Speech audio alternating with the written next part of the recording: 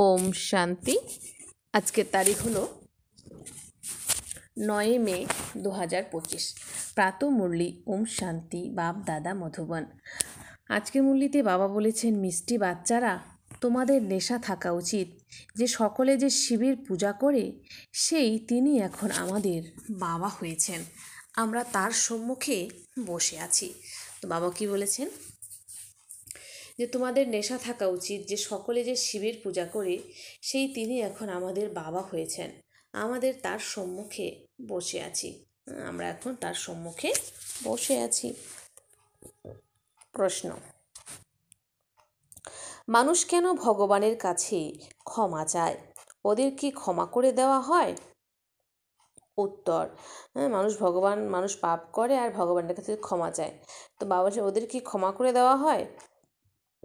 উত্তর: মানুষ মনে করে আমরা যেসব পাপ করেছি তার শাস্তি ভগবান ধর্মরাজের মাধ্যমে দেবেন, তাই তারা ক্ষমা প্রার্থনা করে, কিন্তু তাদেরকে তো তাদের কর্মের শাস্তি কর্মভোগের রূপে ভোগ করতে হয়। ভগবান তাদেরকে কোনো ওষুধই দেন না, গর্ভজলের মধ্যেও শাস্তি পেতে হয়। সাক্ষাৎকার হয় যে তুমি এই সব কর্ম করেছ, ঈশ্বরীয় ডাইরেকশন অনুসারে চলনি, তাই তোমার এই শাস্তি। গীত বলেছেন, তুমি রাত কাটিয়েছ ঘুমিয়ে। ওম শান্তি। এটা কে বললেন? আত্মিক পিতা বললেন। তিনি হলেন উচ্চ থেকে উচ্চ, সকল মানুষের থেকে, সকল আত্মার থেকে শ্রেষ্ঠ। শরীরটা তো পার্ট প্লে করার জন্য পেয়েছ। তোমরা এখন দেখতে পাও যে সন্ন্যাসীদের শরীরকে কত সম্মান করা হয়, নিজের গুরুদের কত গুণগান করে। এই অসীম জগতের পিতা তো গুপ্ত। তোমরা বাচ্চারা জানো যে শিব বাবা হলেন উচ্চ থেকে উচ্চ, তার উপরে আর কেউ নেই। ওনার সাথে ধর্মরাজও রয়েছে, কারণ ভক্তিমার্গে সবাই ক্ষমা প্রার্থনা করে, হে ভগবান ক্ষমা করে দাও। কিন্তু ভগবান আর কি করবেন? এখানকার সরকার তো জেলে ঢুকিয়ে দেবে। ধর্মরাজ গর্ভজেলে শাস্তি দেয়, যেটা ভোগ করার সেটা তো ভোগ করতেই হবে। এটাকে কর্মভোগ বলা হয়। যেটা আমরা পাপ কাজ করবো সেটা কিন্তু আমাদের ভোগ করতে হবে। বাবা, যেটা হচ্ছে আমাদের কর্মের ভোগ। এখন তোমরা জেনেছো যে কারা এরকম কর্ম ভোগ করে, কি ঘটে। মানুষ বলে, হে প্রভু ক্ষমা করো, দুঃখ দূর করে সুখ দাও, কিন্তু ভগবান কি কোনো ওষুধই দেন? তিনি সেসব কিছুই করেন না। তো বাবা বলছেন তিনি সেসব কিছুই করেন না।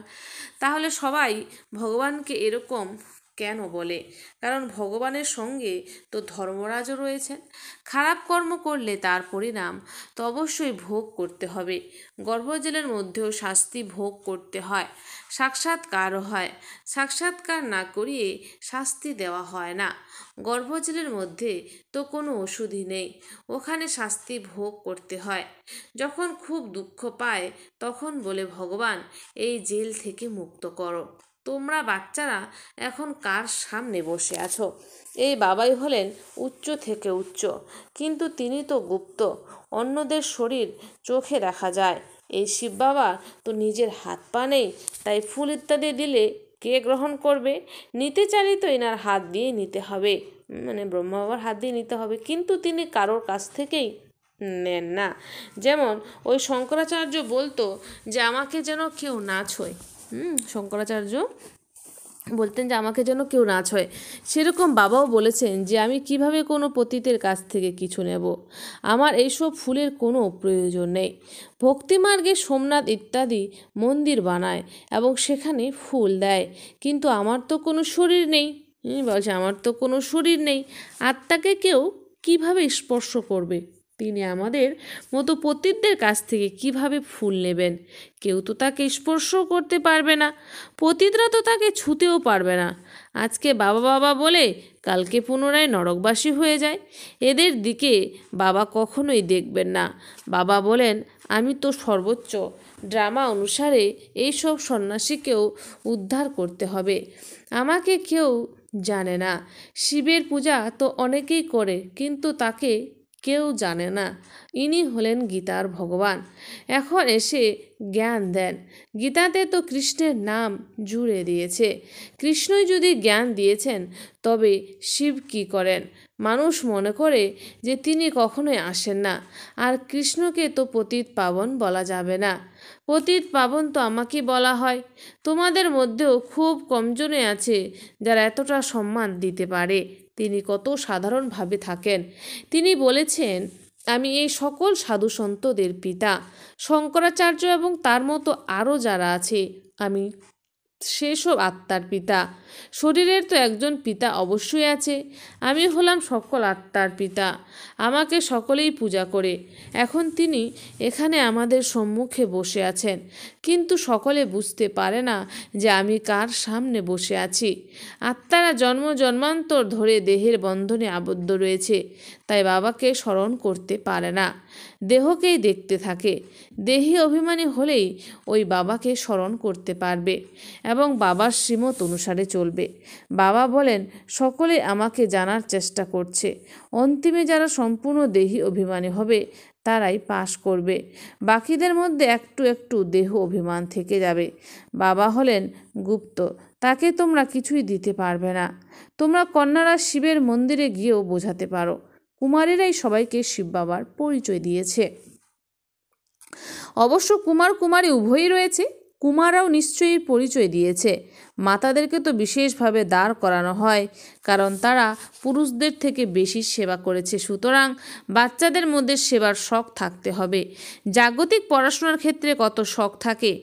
বা বলছে জাগতিক যে লৌকিক পড়াশোনার ক্ষেত্রে মানুষের কত শখ থাকে, ওটা হলো জাগতিক পড়াশোনা, আর এটা হলো আধ্যাত্মিক পড়াশোনা। জাগতিক পাঠ পড়ে এইসব ড্রিল শিখে কিছুই পাবে না। যেমন এখন কারোর সন্তান হলে কত ধুমধাম করে তার অন্নপ্রাশন করে, কিন্তু সেই বাচ্চা জীবনে কি পাবে? এখন আর এত সময় নেই যে সে কিছু অর্জন করবে। বলছে এখন তো আর সেই সময় নেই যে কিছু অর্জন করবে। এখান থেকেও যদি কেউ গিয়ে জন্ম নেয়, তবে যা কিছু শিখেছে সেই অনুসারে ছোটোবেলা থেকেই শিব বাবাকে স্মরণ করবে। এটা তো একটা মন্ত্র। ছোট বাচ্চাকে যদি শেখানো হয় তবে সে এই বিন্দুর বিষয়টা বুঝতেই পারবে না। তো ছোটো বাচ্চারা তো বিন্দুর বিষয়টা বুঝতেই পারবে না। কেবল মুখে শিব বাবা বলবে। শিব বাবাকে স্মরণ করলে স্বর্গের উত্তরাধিকার পাবে। এভাবে ওদেরকে বোঝালে ওরাও স্বর্গে এসে যাবে, কিন্তু উঁচু পথ পাবে না। এরকম অনেক বাচ্চাই আসে, শিব বাবা বলতে থাকে। এর ফলে অন্তিম সময়ে যেমন মতি তেমনই গতি হয়ে যাবে। এ তো রাজধানী স্থাপন হচ্ছে। মানুষ শিবের পূজা করে কিন্তু কিছুই জানে না। ছোট বাচ্চা যেমন মুখে শিব বাবা বলে কিন্তু কিছুই বোঝে না, সেরকম এই দুনিয়ার মানুষ পূজা তো করে কিন্তু তার পরিচয় কারোর কাছে নেই। তাদেরকে বলতে হবে যে আপনি যার পুজো করেছেন তিনি হলেন জ্ঞানের সাগর, গীতার ভগবান। তিনি এখন আমাদেরকে পড়াচ্ছেন। এই দুনিয়ায় আর অন্য কোনো মানুষ নেই যে বলতে পারবে স্বয়ং শিব বাবা আমাদেরকে রাজযোগ শেখাচ্ছেন। কেবল তোমরা এটা জানো, তবে তোমরাও কখনো কখনো ভুলে যাও। ভগবানুবাচ, আমি তোমাদেরকে রাজযোগ শেখাই। কে বলেছেন? স্বয়ং ভগবান বলেছেন। কাম বিকার সব থেকে বড় শত্রু, এর উপরে বিজয়ী হও। পুরাতন দুনিয়া থেকে সন্ন্যাস নাও। তোমরা হঠযোগীরা হলে সীমিত দুনিয়ার সন্ন্যাসী।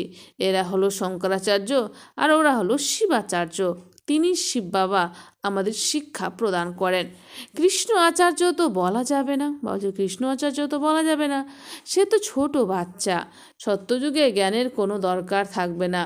যেখানে শিবের মন্দির আছে সেখানে গিয়ে তোমরা খুব ভালো সেবা করতে পারো। শিবের মন্দিরে যাও, মাতারা গেলে ভালো হয়, তবে কন্যারা গেলে আরও ভালো। মাতারা গেলে ভালো হয় আর কন্যারা গেলে আরও ভালো। এখন তো আমাদেরকে বাবার কাছ থেকে রাজ্য ভাগ্য নিতে হবে। বাবা আমাদেরকে পড়াচ্ছেন, এরপর আমরা মহারাজা মহারানী হব। বাবাই হলেন সর্বোচ্চ। এরকম শিক্ষা তো কোনো মানুষ দিতে পারবে না। এটা এখন কলিযুগ। সত্যযুগে এদের রাজত্ব ছিল। এরা কিভাবে রাজা রানী হয়েছিলেন? কে এনাদেরকে রাজযোগ শিখিয়েছিলেন? যার দ্বারা এরা সত্যযুগের মালিক হয়ে গেলেন। আপনারা যার পূজা করেন তিনি আমাদেরকে শিক্ষা প্রদান করে সত্যযুগের মালিক বানিয়ে দেন। ব্রহ্মার দ্বারা স্থাপন আর বিষ্ণুর দ্বারা পালন, পতিত প্রবৃত্তি মার্গের মানুষরাই পবিত্র প্রবৃত্তি মার্গে যায়। প্রবৃত্তি মার্গের মানুষরা বলে বাবা, আমাদের মতো পতিতদেরকে পবিত্র করো এবং তারপর দেবতুল্য বানিয়ে দাও। ওরা হলো প্রবৃত্তি মার্গের পথিক। যারা নিবৃত্তি মার্গের তাদেরকে পথ দেখাতে পথ দেখাতে চেয়েও না। যারা এই রকম পবিত্র হওয়ার আশা রাখে তাদেরকেই গুরুর মতো পথ দেখাতে পারো। এমন অনেক যুগল আছে যারা বিকারগ্রস্ত জীবনযাপনের কথা ভেবে বিয়ে করে না। তোমরা বাচ্চারা এইভাবে সেবা করতে পারো। আন্তরিক ইচ্ছে থাকতে হবে, কেননা আমরা বাবার সুযোগ্য সন্তান হয়ে অনেক জায়গায় গিয়ে সেবা করি। পুরাতন দুনিয়ার বিনাশ তো একেবারে নিকটে। শিব বাবা বলেছেন কৃষ্ণ তো এখানে থাকবে না। সত্যযুগে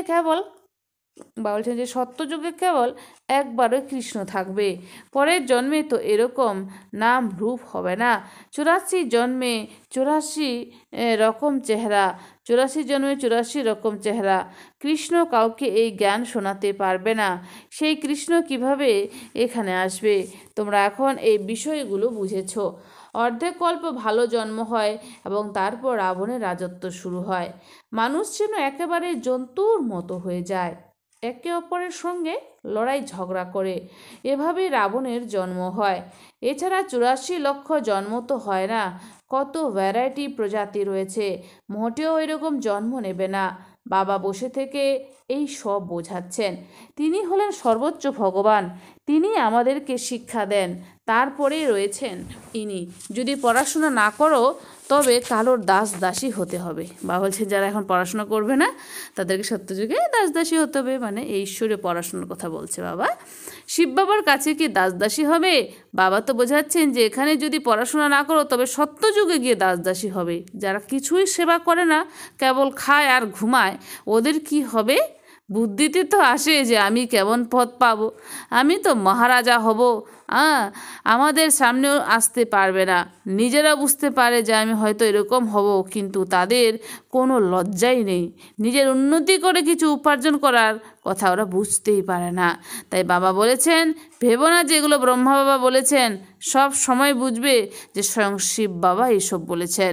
শিব বাবার রিগার্ড তো রাখতেই হবে। ওনার সাথে আবার ধর্মরাজও রয়েছেন, নয়তো ধর্মরাজের কাছে লাঠির বাড়ি খাবে। কুমারীদেরকে তো খুব হুঁশিয়ার হতে হবে। তো বাবা বলছেন কুমারীদেরকে খুব হুঁশিয়ার হতে হবে। এমন যেন না হয় যে এখানে শোনার পর বাইরে গিয়ে ভুলে গেলাম। ভক্তি মার্গের কত সামগ্রী রয়েছে। বাবা এখন বলেছেন বিষ পান বন্ধ করো, স্বর্গবাসী হও, এরকম স্লোগান বানাও। শক্তিশালী বাঘিনী হও। অসীম জগতের বাবাকে পেয়েছি আমরা, আর কিসের ভয়? তো বলছেন অসীম জগতের বাবাকে পেয়েছি আমরা, তো আর কিসের ভয়? গভর্নমেন্ট তো ধর্মকেই মানে না, ওরা কিভাবে দেবতা হওয়ার জন্য আসবে? গভর্নমেন্ট বলছে ধর্মকেই তারা মানে না, কিভাবে দেবতা হওয়ার জন্য আসবে? ওরা বলে আমরা কোনো ধর্মকেই মানে না, আমাদের কাছে সকলই সমান। তাহলে এভাবে লড়াই ঝগড়া করছে কেন? কেবল মিথ্যা আর মিথ্যা। সত্যের টিকিরও দেখা নেই। সবার আগে ঈশ্বর সর্বব্যাপী থেকে এই মিথ্যার যাত্রা শুরু করে। তো ভগবানকে সর্বব্যাপী বলা তোমরা মিথ্যা কথা বলছি। হিন্দু ধর্ম বলে তো কোনো ধর্ম নেই। খ্রিস্টানদের একটা নিজস্ব ধর্ম চলে আসছে, ওরা নিজেদেরকে পরিবর্তন করে না। কেবল এটাই একমাত্র ধর্ম যেখানে নিজেদেরকে পরিবর্তন করে হিন্দু বলে দেয় এবং তারপর কেমন সব নাম রাখতে শুরু করে, শ্রী শ্রী অমুক। এখন শ্রী অর্থাৎ শ্রেষ্ঠ তো কেউ নেই এখানে, কেউ শ্রীমত দিতে পারে না। ওরা যেগুলো বলে বা বলছেন যে ওরা যেগুলো বলে সেগুলো ওদের আয়রন এজেটের মতো, সেগুলোকে কিভাবে শ্রীমত বলা যাবে? তোমরা কুমারেরা একবার দাঁড়িয়ে গেলে যে কোনো মানুষকে বোঝাতে পারবে, কিন্তু ভালো যোগযুক্ত হুঁশিয়ার কন্যা হতে হবে। তো বলছেন যে আমাদের যোগযুক্ত হুঁশিয়ার কন্যা হতে হবে। আচ্ছা, মিষ্টি মিষ্টি হারানিধি বাচ্চাদের প্রতি মাতা পিতা বাপদাদার স্মরণে স্নেহ সুমন আর সুপ্রভাত। আত্মাদের পিতা তার আত্মারূপী বাচ্চাদেরকে জানাচ্ছেন নমস্কার। আমরা সমস্ত আত্মারূপী বাচ্চারা জানাই মাতা পিতা বাপদাদাকে স্নেহ সুমন আর নমস্কার। ধারণার জন্য মুখ্য সার: 1 নাম্বার, নিজের উন্নতি করার জন্য সর্বদা বাবার সেবাতে যুক্ত থাকতে হবে। নিজের উন্নতি করার জন্য সর্বদা বাবার সেবাতে যুক্ত থাকতে হবে। কেবল খেয়ে ঘুমিয়ে সময় কাটানোর অর্থ নিজের পদমর্যাদা হারানো। কেবল খেয়ে ঘুমিয়ে সময় কাটানোর অর্থ নিজের পদমর্যাদা হারানো। 2 নাম্বার, বাবার এবং পড়ার রিগার্ড রাখতে হবে। বাবার এবং পড়ার রিগার্ড রাখতে হবে। দেহি অভিমানী হওয়ার সম্পূর্ণ পুরুষার্থ করতে হবে। বাবার এবং পড়ার রিগার্ড রাখতে হবে। দেহি অভিমানী হওয়ার সম্পূর্ণ পুরুষার্থ করতে হবে। বাবার শিক্ষাকে ধারণ করে সুযোগ্য সন্তান হতে হবে। তো বাবা যে শিক্ষা দিচ্ছেন সেটাকে ধারণ করে বাবার সুযোগ্য সন্তান হতে হবে। বরদান: সেবা করতে করতে উপরাম স্থিতিতে থাকা যোগযুক্ত যুক্তিযুক্ত সেবাধারী ভব। সেবা করতে করতে উপরাম স্থিতিতে থাকা যোগযুক্ত যুক্তিযুক্ত সেবাধারী ভব। স্পষ্টীকরণ: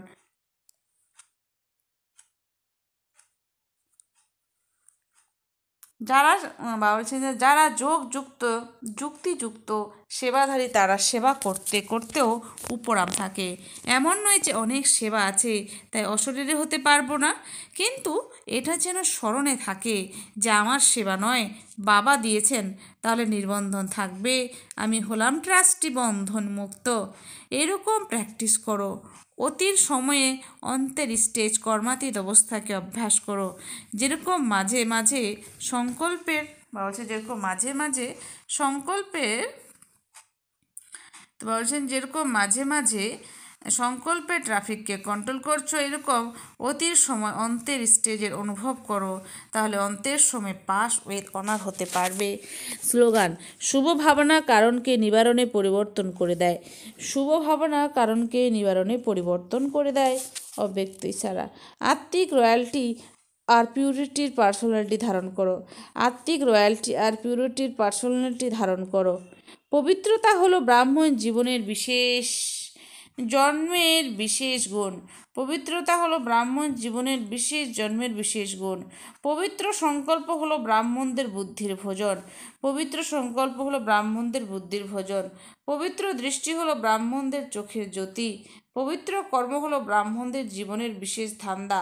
পবিত্র সম্বন্ধ আর সম্পর্ক হলো ব্রাহ্মণ জীবনের মর্যাদা। এরকম মহান জিনিসকে ধারণ করার জন্য পরিশ্রম করো না, হঠকারিতার সাথে ধারণ করো বা হঠকারিতার সাথে ধারণ করো না। এই পবিত্রতাই হলো তোমাদের জীবনের বরদান। আচ্ছা, যে এই পবিত্রতাই হলো তোমাদের জীবনের বরদান। আচ্ছা, ওম শান্তি। ধন্যবাদ বাবা আজকের এই সুন্দর মিষ্টি মূল্যের জন্য।